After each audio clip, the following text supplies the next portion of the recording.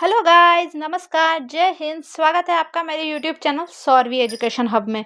तो हमने लास्ट जो हमारी 10th की वीडियो आई थी उसमें हमने जो केमिकल रिएक्शन और इक्वेशन था, मतलब जो हमारी रासायनिक चैप्टर फर्स्ट था, रासायनिक अभिक्रिया और समीकरण, इसको पूरा पढ़ लिया था चैप्टर को अच्छे से। अब हम इसके बुक के अंदर जो हमारे क्वेश्चंस थे ना, जो चैप्टर के बीच बीच में क्वेश्चन आते हैं ना, हम उनको पढ़ेंगे। हमने पेज 6 में जो क्वेश्चन थे वो पढ़ लिए थे। अब हम एक इसी वीडियो में पेज 11 और 15 यानी 11 और 15 के क्वेश्चन सारे देखेंगे। तो हमारा फर्स्ट क्वेश्चन है पेज 11 का। किसी पदार्थ x यानी कोई पदार्थ है हमारे पास x के विलयन का उपयोग सफेदी करने में करते। अब सफेदी आप समझ रहे हो, सफेदी क्या होता है? वो हमारे घर में जो पेंट होता है ना, वाइट कलर का, जो चूने से करते थे, पहले करते थे ना, अब तो खैर सबके कलर होने लग गए दूसरे। सफेदी करने में यूज होता है। अब उस एक्स पदार्थ का नाम, अब एक्स पदार्थ का नाम चूना तो आप सब समझ गए, पहले घर में यही होता था। और इसका सूत्र लिखना है, ठीक है? क्या लिखना है? एक्स पदार्थ का नाम। तो उस पदार्थ का नाम तो है बिना बुझा चूना। क्या नाम है उस पदार्थ का? बिना बुझा चूना।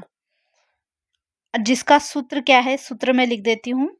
सूत्र है उसका CaO यानी कैल्शियम ऑक्साइड। क्या है? कैल्शियम ऑक्साइड, इसको बोलते हैं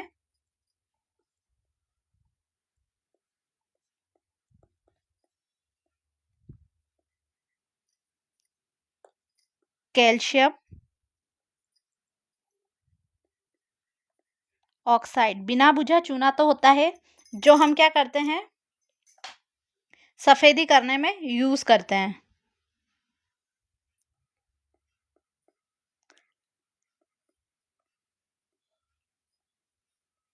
ठीक। अब क्या है, दूसरा है, ऊपर ये इक्वेशन है एक में जो पदार्थ है ना, ये कैल्शियम ऑक्साइड, यही आया हमारे। इस पदार्थ एक्स यानी ये जो एक्स पदार्थ है क्या है? CaO। ये पदार्थ क्या है? CaO। अब हमें क्या करना है, इस पदार्थ की जल के साथ क्रिया करानी है। तब ये कैल्शियम ऑक्साइड तो सॉलिड अवस्था में वो आता है ना, जैसे ठोस होता है, मोटे मोटे डलों जैसा, उसकी क्रिया हमने H2O जल से कराई। किससे कराई? H2O जल से करवाई, जो लिक्विड इस अवस्था में है। और ये दोनों मिलके क्या बने हैं? CaOH whole twice. ये 2 नीचे आएगा। क्या बने हैं? CaOH whole twice. ये बने हैं कैल्शियम हाइड्रोक्साइड। क्या बना है? Calcium hydroxide. अब ये क्या हुआ, यही बताना था हमें कि भाई जल के साथ क्रिया कराते हैं तो क्या बनता है। तो यानी जो बिना बुझे हुए चूने की क्रिया हम जल से कराते हैं तो वो क्या बनता है हमारा? बुझा हुआ चूना। ये इक्वेशन इससे क्वेश्चन आते हैं, ये ऐसे छोटे छोटे क्वेश्चन आते हैं हमारे पास कि है ना, बिना बुझा चूने का फॉर्मूला लिखिए, बुझे हुए चूने का फॉर्मूला लिखिए। तो ये ऐसे छोटे छोटे क्वेश्चन हमारे पास आते हैं। क्या होते हैं? ऐसे छोटे छोटे क्वेश्चन हमारे पास आते हैं। अब हम आगे देखते हैं।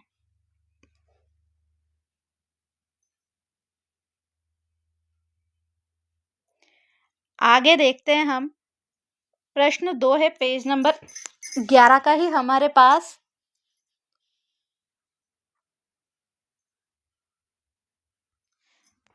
क्वेश्चन है हमारा, हमें क्या करना है, एक परख नली में एकत्रित गैस क्रियाकलाप है 1.7। ये इसमें क्या हुआ, हमारे उसमें एक क्रियाकलाप था, यानी एक चीज दे रखा था हमें, क्रियाकलाप यानी करने को दिया था कि एक परख नली में एकत्रित गैस की मात्रा दूसरी परख नली में दूसरी से, एक परख नली में 2 गैस थी, एक गैस की मात्रा दूसरी से दुगनी क्यों है? अब उस गैस का नाम बताना है। अब एक बात बताइए, ये इसका आंसर देखिए। हम जानते हैं, क्या जानते हैं हम जानते हैं कि जल में क्या होते हैं? 2 भाग हाइड्रोजन होते हैं। क्या होते हैं? फॉर्मूला ये होता है ना H2O। देखिए ये फॉर्मूला होता है हमारा H2O। तो इसमें क्या होते हैं? 2 भाग तो हाइड्रोजन और 1 भाग क्या होता है? ऑक्सीजन। इससे मिलकर क्या बनता है हमारा? जल बनता है। क्या बनता है? जल। तो यानी हाइड्रोजन और ऑक्सीजन के परमाणुओं का रेशो कितना होता है? 2:1। यही लिखना है हमें। तो ये क्या होता है? जल का विद्युत अपघटन करने से हाइड्रोजन और ऑक्सीजन गैसें प्राप्त होती है, इसलिए कैथोड। अच्छा, ये एक डायग्राम दे रखा है हमें बुक में, तो आप इस डायग्राम को देखिए। ये क्या है? एक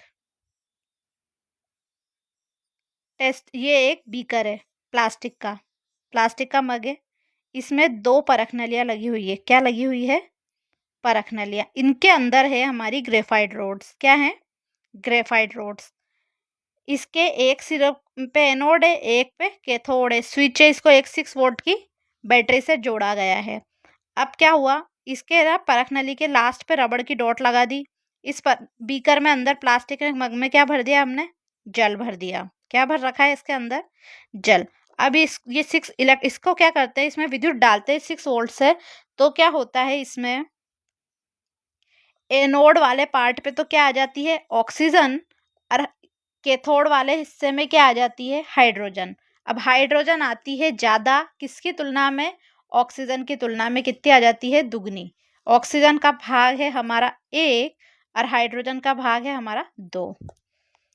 तो ये क्या हुआ? विद्युत अपघटन करने से हाइड्रोजन और ऑक्सीजन गैसें प्राप्त होती है, इसलिए कैथोड पर एकत्रित गैस क्या होती है? ये कैथोड पर हाइड्रोजन और एनोड पे क्या है हमारी? एक ऑक्सीजन की मात्रा क्या होती है? दुगनी होती है।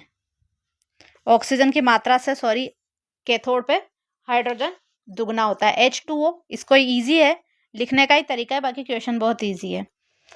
अरे, ये तो मैंने थ्योरी पढ़ाई थी ना, तब वो जब पीपीटी बनाई थी कलरफुल वाली, तब भी बताया था। ये बताया था ना, अधिक क्रियाशील तत्व कम क्रियाशील तत्व से क्रिया करके उसकी जगह बदल देता है। मैंने बताया था, ये एक उदाहरण भी था, डेमो बनाया था ऐसा, परख नली में कील लगा के ऐसे। अब ये पेज 15 के क्वेश्चन पढ़ेंगे हम। कौन से पेज के? 15 के।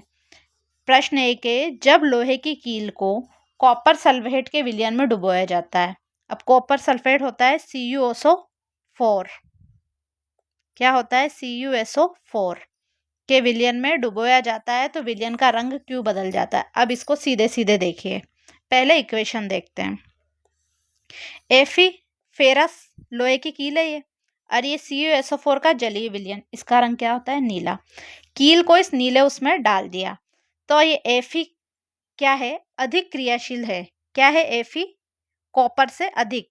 फेरस कॉपर से अधिक क्रियाशील है, तो फेरस क्या होगा? SO4 से कर लेगा क्रिया, और ये क्या बच जाएगा? कॉपर अलग हो जाएगा। ठीक है, क्योंकि फेरस अधिक क्रियाशील धातु है, बस यही है इसका, अधिक अभिक्रियाशील। जब लोहे की कील को नीले रंग के कॉपर सल्फेट में डाल देते हैं, तो विलयन का नीला रंग क्या हो जाता है? मलिन, भूरा भूरा, ऐसा ना, मटमेला टाइप का, वैसा हो जाता है।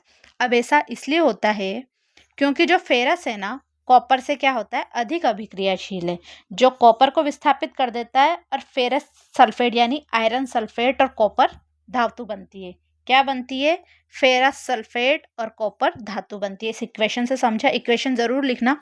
इक्वेशन से क्या है, क्वेश्चन में हम जो लिखते हैं ना, उसका अच्छा प्रभाव पड़ता है।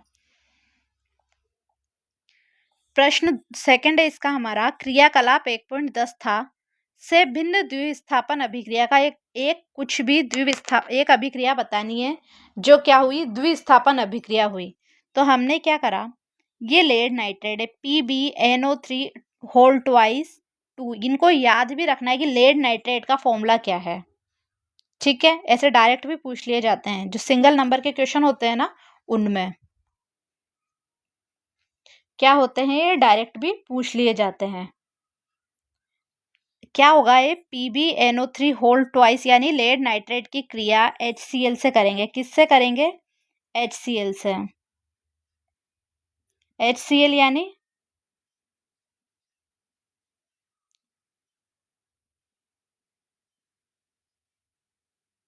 हाइड्रोक्लोरिक अम्ल से क्रिया करेंगे, तो ये Pb क्या होगा? Cl से क्रिया करेगा। Pb किससे क्रिया करेगा? Cl से।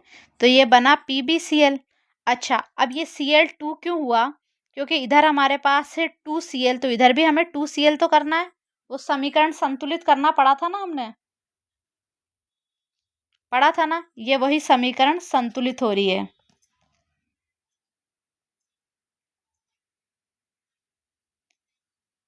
क्या हो रही है, समीकरण संतुलित हो रही है। अब ये Pb2, अब Pb तो एक ही था, इधर भी एक है, ये अभिकारक वाला पार्ट है, ये वो पढ़ा था ना हमने, अभिकारक। अभिकारक और ये उत्पाद, इनमें क्या है, संख्या बराबर होनी चाहिए। तो इधर भी Pb सिंगल है, इधर भी Pb सिंगल है, इधर Cl2 है तो इधर भी हमने 2 लगा दिया। अब ये बना हमारे पास लेड क्लोराइड एसिड। अब इधर क्या बचा, H बचा, NO3 बचा, यही बचा। अब ये NO3 कितना है, 3 दूनी 6, H लिखा, NO3 ये नाइट्रिक अम्ल का फॉर्मूला है। अब यहाँ पर हमारे पास क्या है, NO3, ये कितना है, NO6 है, तो 6 करने के लिए क्या करा, इधर 2 लगा दिया, और वैसे भी HCl2 है तो 2 तो लगा के ही हो गया, 3 दूनी 6। अच्छा, जो ये चैप्टर है ना, ये हमारे जो बोर्ड एग्जाम है उसमें क्या है, एक बॉक्स बना, 6 मार्क्स का आता है। कितने मार्क्स का,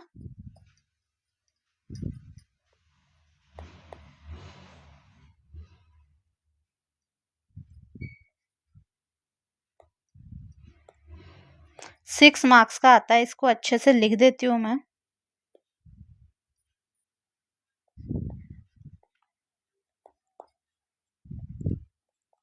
6 मार्क्स का आता है, इसलिए इसको बहुत अच्छे से पढ़ना। मैं एक एक क्वेश्चन आपको इसलिए करा रही हूँ ताकि आप लोगों को कुछ भी ऐसा नहीं हो। आप इन क्वेश्चन को एक बार 2 बार अच्छे से देखेंगे तो आपको हमेशा के लिए, एक बार में देखिए आपको समझ में बिल्कुल आएगा, बट हमारा माइंड होता है ना, उसको रिवीजन की आदत, रिवीजन करना बहुत जरूरी है, तो भूल जाते हैं। आप एक वीडियो को मतलब थोड़े दिन में, चाहे 2-3 दिन बाद फिर दोबारा देखिए। 7 दिन में तो हमें पढ़े हुए सबका रिविजन करना चाहिए, पिछला, नहीं तो हम क्या है, भूलने लग जाते हैं। अब है हमारा इसका प्रश्न संख्या 3। कौन सी प्रश्न संख्या 3, निम्न अभिक्रियाओं में उपचयित और अपचयित, यानी उपचयित मतलब होता है ऑक्सीकरण, ऑक्सीकृत है उपचयित पदार्थ, ऑक्सीकृत व अपचयित पदार्थों की पहचान करनी है। क्या करनी है हमें, ऑक्सीकृत। अच्छा, पहला हम देखते हैं 4Na+O2, तो ये क्या बना, ये बना है हमारा Na2O, ठीक है। ये क्या है, सॉलिड है, क्या है ये, सॉलिड।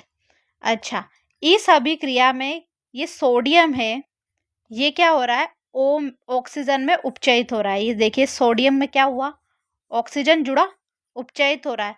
इस क्योंकि Na का O2 से संयोग हो रहा है, Na का O2 से क्या हो रहा है, संयोग हो रहा है। अब इस और O2 क्या हो रहा है, अपचयित वाला पदार्थ है। जो ये O2 है ना हमारा, वो क्या है, अपचयित वाला पदार्थ है, यानी तो ये O2 क्या है हमारा, अपचयित होने वाला पदार्थ है।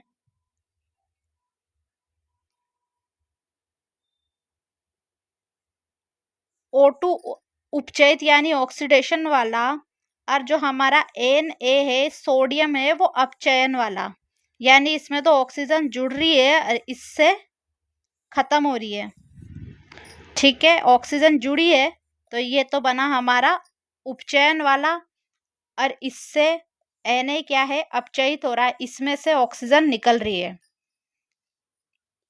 अपचयित पदार्थ। अतः उपचयित अपचयित होने वाले पदार्थ है, उपचयन वाले Na और अपचयित होने वाला है हमारा O2। ये प्रिंटिंग मिस्टेक।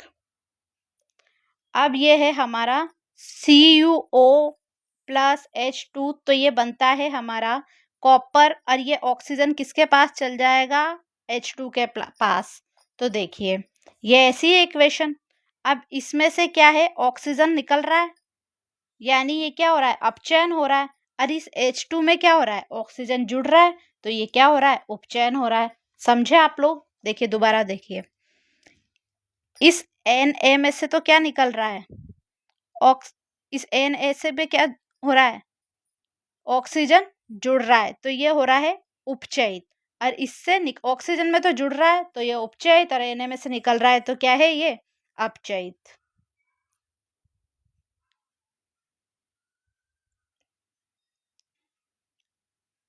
ऑक्सीजन वाला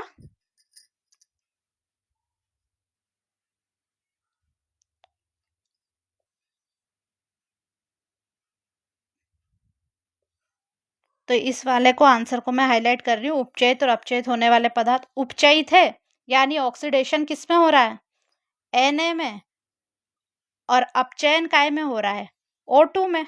ओके, अब इस वाले क्वेश्चन में को ज्यादा अच्छे से देखिए, इस टाइप का क्वेश्चन ज्यादा आता है एग्जाम में। कॉपर में से ऑक्सीजन निकल रहा है, यानी क्या हो रहा है, अपचयन हो रहा है, ऑक्सीजन की कमी, और H2 में ऑक्सीजन जुड़ रहा है, तो यह हुआ ऑक्सीजन की वृद्धि। अब आगे वाली वीडियो में हम पाठ्य पुस्तक के प्रश्न होते हैं ना, जो चैप्टर के बाद दिए गए थे, उन्हें सॉल्व करेंगे। आप इनके क्वेश्चंस बहुत अच्छे से देखिए, चैप्टर की भी वीडियो 1-2 बार दोबारा देखिए, क्योंकि ये 6 नंबर का है। बोर्ड में 6 नंबर मतलब बड़ी बात है। तो आप हमारे चैनल को लाइक करें, सब्सक्राइब करें, अपने दोस्तों में शेयर करें। Bye bye.